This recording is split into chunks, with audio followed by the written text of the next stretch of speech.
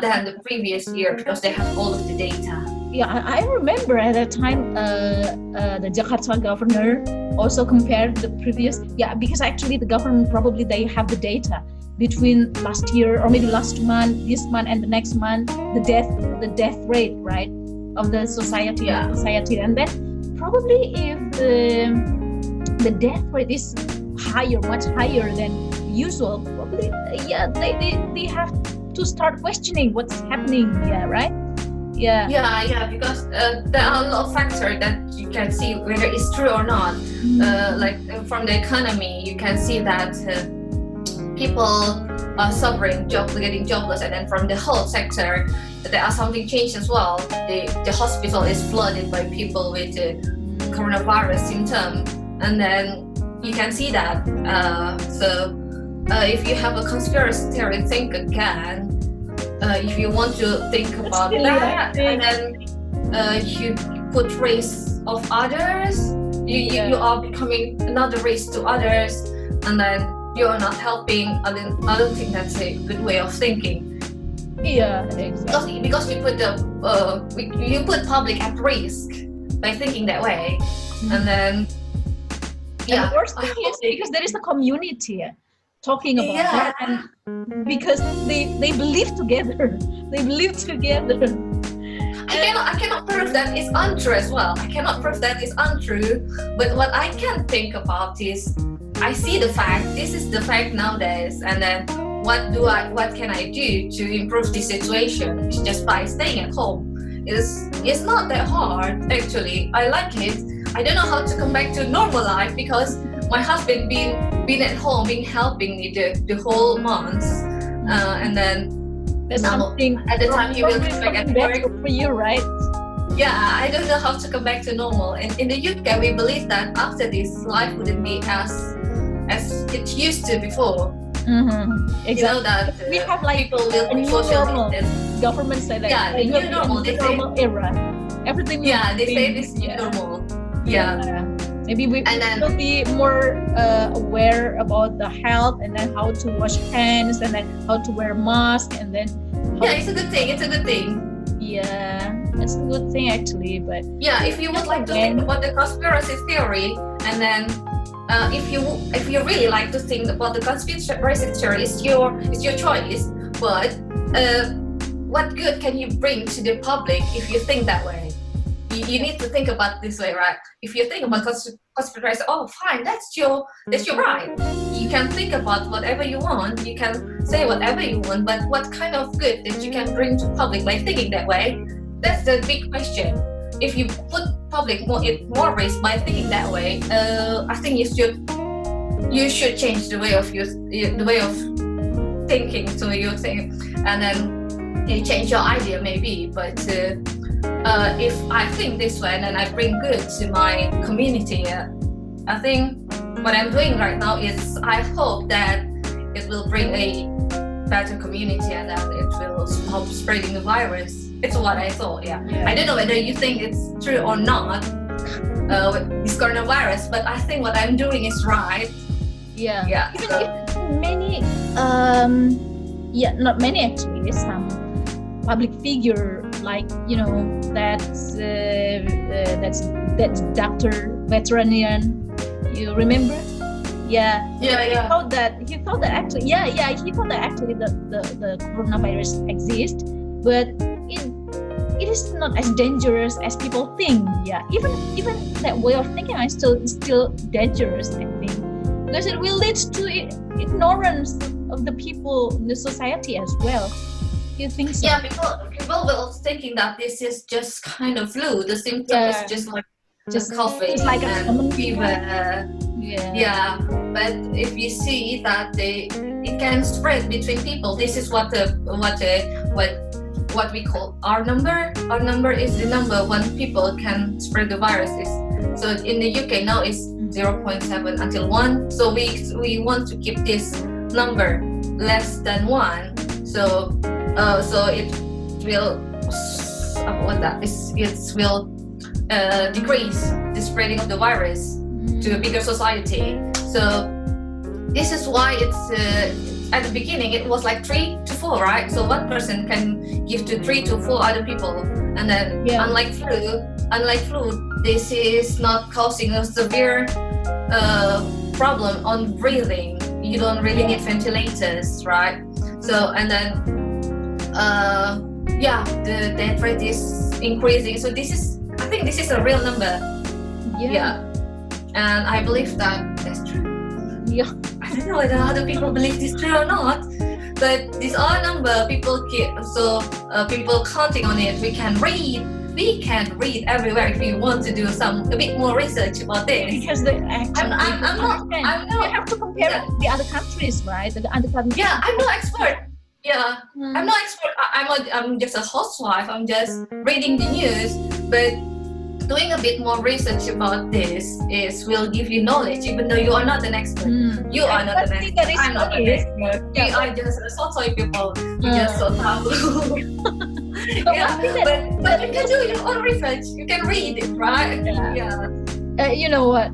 Those ignorant people say that we can read, we can just go online and searching for the news, but actually we don't know that the news is true or not, is that hoax or not, and until you experience it by yourself or maybe your family, that's fine. Really, it's because everything is provided online or in the internet. But when you said it's just everything in the internet all hoax, I think that's silly, because everything now is online, right? Yeah, so people need to get education about how to compare news, how to find a good resource, a trusted resource. And then, that's one thing. And then another thing is, it's very sad. People need someone to suffer, someone close to them to suffer, and then they see, and then they know that it's real.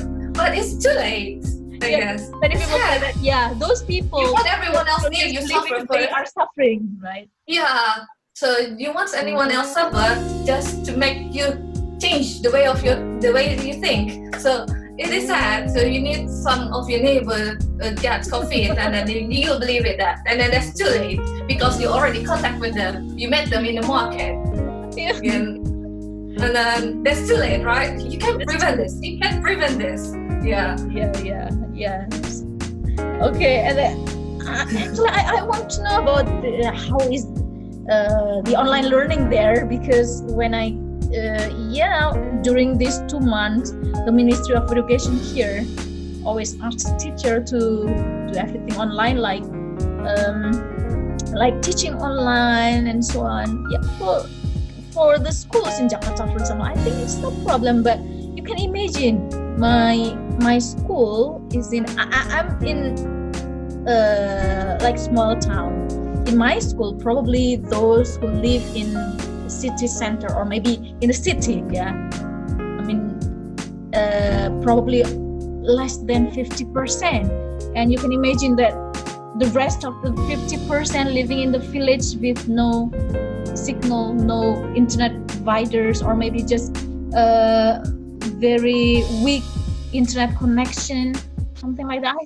I think in UK there is no more kids experiencing that, right? Yes, I think I've read the news that not everyone can provide the tools for homeschool. You know, you need to buy like all papers, and then you need to buy markers, and you need to provide some tools to make your kids busy. So that's one reason they would like to open the school. But internet is not the really big issue. I think. Internet is not a big issue. I think most of the person in the UK, they have internet in their home, and then it's not as expensive in Indonesia. So it is. So compared to the salary you get every month, if you pay for the broadband in Indonesia, or you want to have Wi-Fi, a stable Wi-Fi at your home, it's really expensive, I guess, for some people. This is unaffordable, but in the UK, the internet is not, it doesn't burden you that much as is in Indonesia. Even in rural areas. yeah, a great deal of resources. You know that nowadays people, you know that people do Instagram live every day, and then they give learning like PE, and then people on Instagram they start live video and then do some like animals and then do and then so every day kids just turn on and then your Instagram at that time, and then you do some activity with other person on the other side of the world. So that's what they keep them busy. That's the internet has been very a good resource. I think there's no problem anymore in the online learning. Yeah, I mean, for teachers, it's not a problem anymore. Even in here, when I do online teaching here, and then like I use like video conferencing. Out of 30 students, probably only 10 students show up in the video conference, and they say because they don't have any internet connection, they don't have any internet data plan, and I can do nothing about that. I mean, that cannot be forced, right? So I think it affects really for the education for these few months. So the education has been changed to be more digitalized. Now that if you have internet connection, internet can be a good resource, because you just find a YouTube video teaching your kids something, they learn, and then it's very easy for parents. I don't know whether in Indonesia they know it or not. You just log into YouTube or Instagram, they will give a daily lesson, so you don't have to think too much what kind of activity you should give to your kids every day. But for the people who doesn't have internet connection, it's a really big issue. They will feel isolated. The parents will be frustrated. What should I do? Because not every parents are teachers, right? And not every parents also think that actually there is a really the online learning, you know. They don't know online learning, but parents don't know. They just thought that actually this is a holiday, this is the off day. The kids don't have to study anything, and then the thing is, if you take it for granted this is as a holiday, you miss some of the days that your kids doesn't learn more things at the day. Just play is good anyway. Play is good. It's not only parents, but for teachers. I tell you the secret. Some teachers also thought that this is actually a holiday. They don't have to do anything. They don't teach the kids, and this becomes okay. I don't have to do anything because I don't go to school, and this is my off days actually. But you can think that way. But after 1 month, you will fed up as well. By doing nothing, it's not good for your mental health. Yes. So nothing is not really good. 1 week is okay, but then more than 1 week probably till feeling useless, you know, feeling useless. Like mati gaya. Because actually, you don't know what else to do. Those teachers actually they got salary, but when they do nothing, don't they feel like what is that? Like guilty of getting salary, but without really doing the responsibility, something like that. At this time, teachers need to be creative, right? I think some of my friends mentioned that this is not as she is working in a big city in Jakarta, so this is not as easy as like going to school. Exactly. So because we need to think what they can do with their all of their limitation as well. This is the time where teachers' creativity is challenged, right? It's really challenging. I think for me it's more challenging that the real like face-to-face learning, teaching, something like that, because we cannot really control the students when we are face-to-face teaching. For example, like there is misbehavior students that I can give treatment, right? But when for this online learning, then we cannot really control the students whether, for example, like there is a lesson actually, but actually they don't wake up, they are still sleeping. How can we teach them? So it's very unusual situation, and as a teacher you need to keep their motivation up to learn. Yes, that's something that is very crucial and really important. Yeah. And I wonder how can kids go to the next grade. I mean, from junior high school to senior high school. And this year, from the senior high school to university. Oh my God, this is very unusual Something complicated as well. Even oh my God. when I told you that some institutions like STAN, they postponed for the new students to be registered in STANs. I think not only that institution. I think there are more institutions postponing the registration for the new students. Yeah. Oh yeah, that's very unusual, right? Yeah, I have no idea, but this year every plan has changed. I should have been in Indonesia right now. I should have been in China to visit my parents, but here I am at home, not going everywhere. Even me, Cannot go anywhere. actually, I have already booked the ticket. I have already booked a ticket to go somewhere outside Indonesia, and then I have to do it all.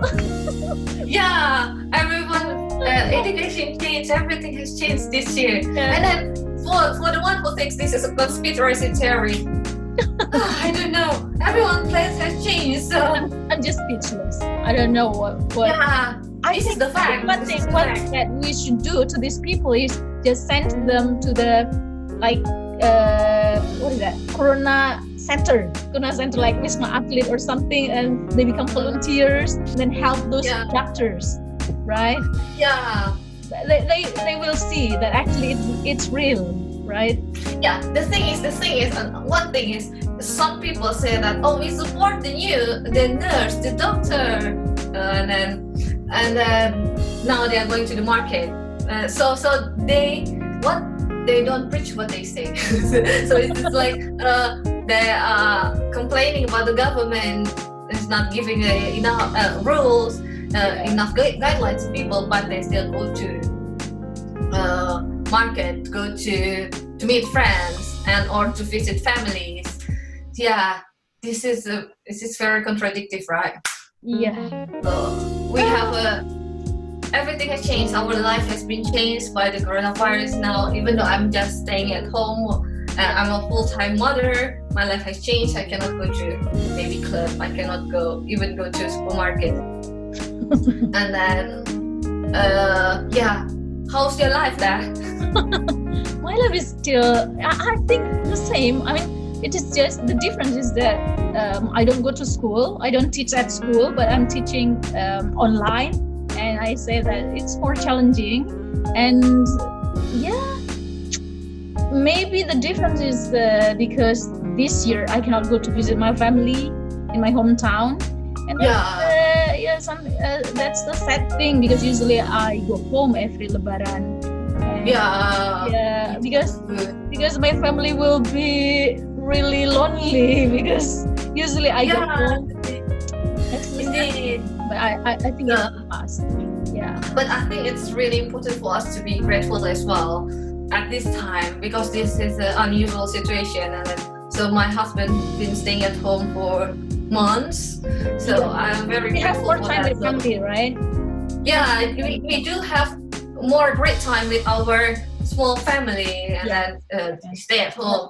Spend more time with my baby. So it's not every year you've been forced to stay with your family 24 hours. Exactly. Yeah. This is when I'm working, my husband is working from 7 to 3:30.